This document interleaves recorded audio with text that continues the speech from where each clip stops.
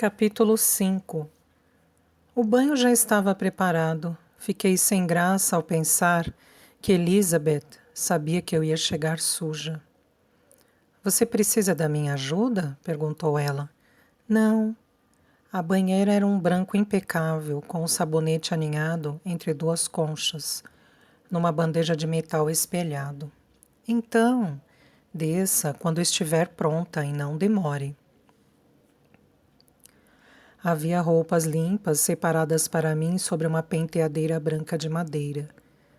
Esperei até ela sair. Tentei trancar a porta e notei que o trinco havia sido removido. Empurrei a cadeira pequena da penteadeira e a apoiei debaixo da maçaneta. Assim poderia ao menos ouvi-la chegar. Tirei minhas roupas o mais rápido que eu pude e entrei na água quente. Quando voltei para o andar de baixo, Elizabeth estava sentada à mesa da cozinha, diante da comida intocada e com o guardanapo no colo. Eu estava vestida com as roupas que ela havia comprado para mim, calça amarela e blusa branca. Elizabeth me olhou dos pés à cabeça, certamente percebendo como tinham ficado enormes. Eu havia enrolado a cintura e as bainhas da calça, mas ainda assim, elas estavam tão frouxas que, se a blusa não fosse tão grande, deixariam à mostra minha calcinha. Eu era bem mais baixa do que a maioria das garotas do terceiro ano e tinha perdido quase 2,5 kg no começo do verão.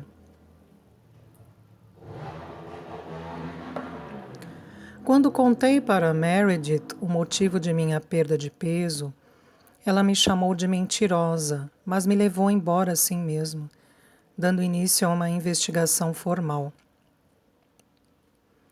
A juíza ouviu minha versão e depois a da senhora Temple. Não vou ser tratada como uma criminosa por me recusar a satisfazer as exigências de uma criança enjoada para comer, dissera ela, em seu testemunho. A juíza declarou que a verdade deveria estar em algum lugar, entre as duas versões, encarando-me com um olhar duro e acusador. Mas ela estava errada. A senhora Temple havia mentido. Eu tinha mais defeitos do que Meredith poderia listar em seus relatórios para o juizado, mas não era enjoada para comer. Durante todo o mês de junho, a senhora Temple pôs minha fome à prova. Começou assim que cheguei à sua casa, um dia depois do início das férias escolares. Ela me ajudou a desfazer as malas no meu novo quarto e me perguntou qual era a minha comida favorita e a de que eu menos gostava. Sua voz era tão gentil que me deixou desconfiada. No entanto, como estava com fome, respondi: pizza e ervilhas congeladas. No jantar daquela noite, ela me serviu uma tigela de ervilhas ainda congeladas. Disse que se eu estivesse mesmo com fome, comeria. Virei-lhe as costas e me afastei. A senhora Temple trancou a geladeira e todos os armários da cozinha. Durante 2 dias, só saí do meu quarto para ir ao banheiro. O aroma da comida sendo preparada entrava por baixo de minha porta regularmente. O telefone tocava e o volume da TV aumentava e diminuía. A senhora Temple não foi falar comigo. Depois de 24 horas, telefonei para Meredith, mas era tão comum eu falar que estava passando fome que ela não retornou minha ligação. Quando voltei à cozinha na terceira noite, estava suando e tremendo. A senhora Temple ficou me observando enquanto eu tentava afastar a cadeira pesada da mesa, com meus braços enfraquecidos. Desisti e deslizei meu corpo magrelo pela fresta que as separava, sentando-me no vão entre a mesa e as costas da cadeira. As ervilhas na tigela estavam enrugadas e duras. A senhora Temple me fuzilava com o olhar enquanto a gordura estalava no fogão, dando-me um sermão sobre crianças adotadas que comiam demais porque eram traumatizadas. Comida não é consolo, disse ela enquanto eu colocava a primeira ervilha na boca. Ela rolou pela minha língua e parou na minha garganta como uma pedra. Comi outra, fazendo força para engolir. À medida que as ervilhas desciam pela minha garganta, eu as contava uma a uma. O cheiro de gordura e de algo fritando me deu forças para continuar. 36, 37. Depois da 38ª ervilha, vomitei na tigela. Tente outra vez, disse ela, gesticulando para as ervilhas semidigeridas. Então, sentou-se em uma banqueta e tirou um bife fumegante da frigideira, abocanhando pedaços quentes e me observando. Tentei outra vez. As semanas seguiram dessa forma, até a visita mensal de Meredith. Àquela altura, eu já havia perdido peso. Elizabeth sorriu quando entrei na cozinha. Você é bonita, disse ela, sem tentar disfarçar a surpresa em sua voz. Era difícil saber debaixo de todo aquele ketchup. Está se sentindo melhor? Não, falei, embora não fosse verdade. Não conseguia lembrar qual tinha sido a última casa em que me haviam deixado usar a banheira. Jack tinha uma no andar de cima, mas as crianças eram proibidas de subir. Antes disso, houve uma longa série de apartamentos pequenos, os boxes estreitos entulhados de produtos de beleza, crostas de mofo. O banho quente tinha sido gostoso, mas agora, olhando para Elizabeth, eu me perguntava quanto ele me custaria. Subindo em uma cadeira, eu me sentei à mesa da cozinha. Havia comida suficiente para uma família de 6 pessoas.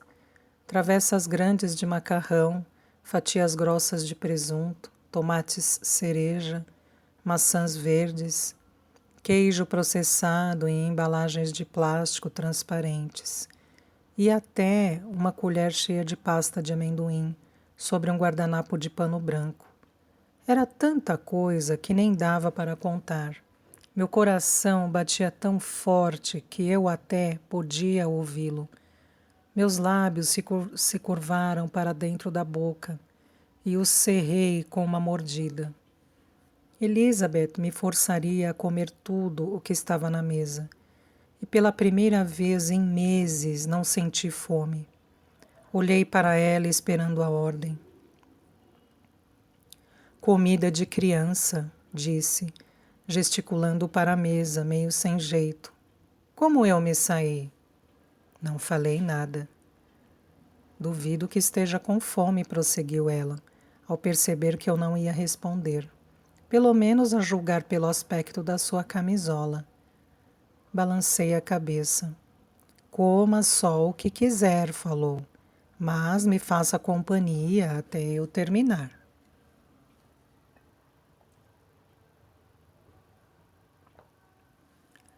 Soltei a respiração momentaneamente aliviada.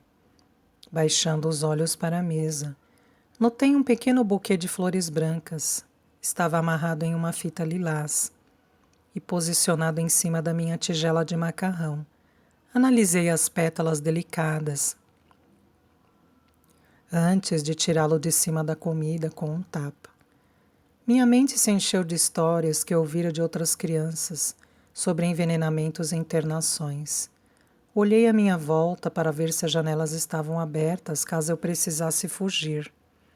Havia apenas uma na cozinha cheia de armários de madeira branca e utensílios antigos.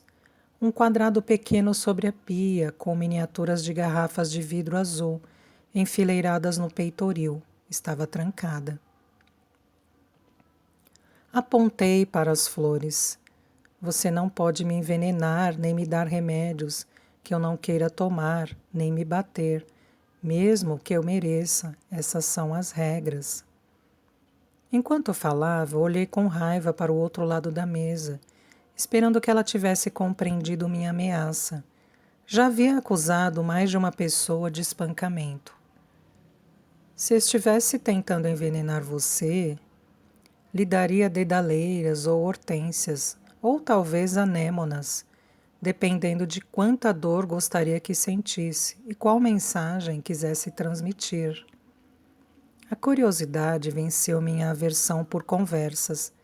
Do que você está falando? Essas flores se chamam morrião dos passarinhos. Elas significam seja bem-vindo. Ao lhe oferecer um buquê delas, estou lhe dando as boas-vindas à minha casa, à minha vida. Ela enrolou um bocado de macarrão na manteiga em seu garfo e fitou meus olhos sem o menor vestígio de deboche. Para mim, parecem margaridas, falei, e ainda acho que são venenosas. Não são venenosas e não são margaridas. Está vendo como elas só têm 5 pétalas, mas parecem ter 10? Cada par de pétalas está conectado ao centro. Pegando o ramalhete, examinei o pequeno arranjo branco. As pétalas se uniam, antes de chegar à haste, o que lhes conferia formato de coração. Essa é uma característica do gênero Stellaria, prosseguiu Elizabeth, ao perceber que eu estava entendendo. Margarida é um nome comum e engloba várias famílias diferentes, mas as flores que costumamos chamar de margaridas têm mais pétalas, que crescem separadas umas das outras. É importante saber a diferença, ou então você pode confundir os significados. Margaridas significam inocência, que é bem diferente de seja bem-vindo. Ainda não entendo do que você está falando. Já acabou de comer? Perguntou Elizabeth, pousando o garfo. Eu tinha apenas beliscado as fatias de presunto, mas assenti. Então venha comigo que vou lhe explicar. Levantando-se, Elizabeth se virou para atravessar a cozinha. Eu enfiei um punhado de macarrão em um bolso e despejei uma tigela de tomates no outro. Elizabeth parou diante da porta dos fundos, mas não olhou para trás. Puxei minhas meias para cima e escondi o queijo processado dentro delas. Antes de sair da cadeira, peguei a colher com pasta de amendoim, que fui lambendo devagar, enquanto seguia Elizabeth. Descendo 4 degraus de madeira, chegamos a um amplo jardim de flores. Estou falando da linguagem das flores, disse Elizabeth. Ela surgiu na era vitoriana, quando as pessoas ainda se comunicavam por meio das flores.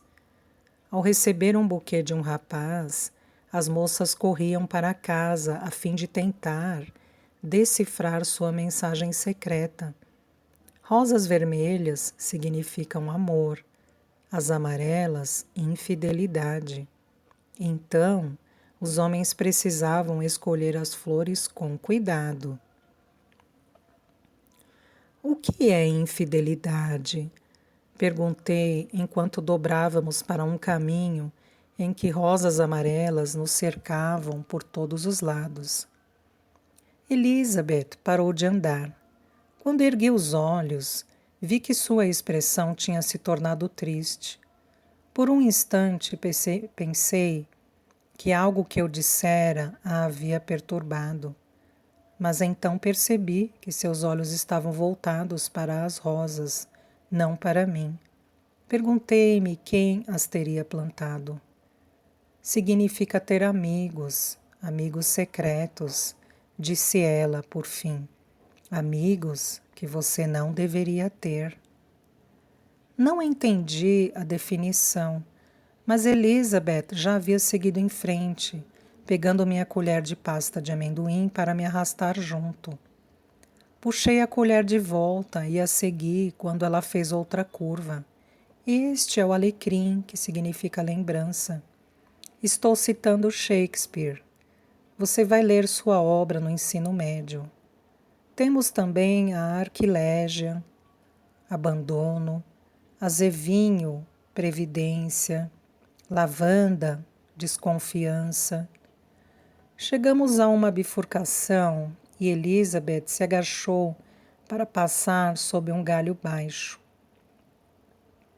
Acabei de comer a pasta de amendoim com uma lambida lenta e atirei a colher nos arbustos. Puxei para me pendurar no galho e me balançar.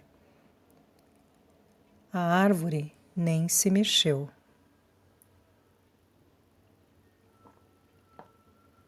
Esta é uma amendoeira.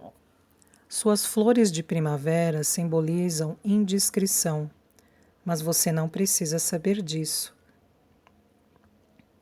De todo modo, é uma bela árvore, acrescentou ela. Faz tempo que acho que este seria um ótimo lugar para uma casa na árvore. Vou pedir para Carlos construir uma. Quem é Carlos? Perguntei, saltando de volta para o chão. Elizabeth estava à minha frente e corri para alcançá-la. O caseiro. Ele mora no trailer, entre os galpões de ferramentas. Mas você não vai conhecê-lo esta semana, porque ele foi acampar com a filha. Perla tem 9 anos, é da sua idade. Ela vai cuidar de você na escola, quando as aulas começarem. Não vou para a escola, falei, me esforçando para acompanhar seu ritmo. Elizabeth tinha chegado ao centro do jardim e estava voltando para casa. Continuava apontando plantas e dizendo seus significados, mas andava rápido demais para que eu pudesse acompanhá-la. Comecei a correr e a alcancei assim que ela chegou aos degraus da varanda dos fundos. Ela se agachou para ficarmos cara a cara. Você começa na escola sem ser nessa segunda-feira, na próxima, falou. 4ª série. E só vai entrar em casa depois que trouxer minha colher de volta. Então ela se virou e entrou, trancando a porta atrás de si.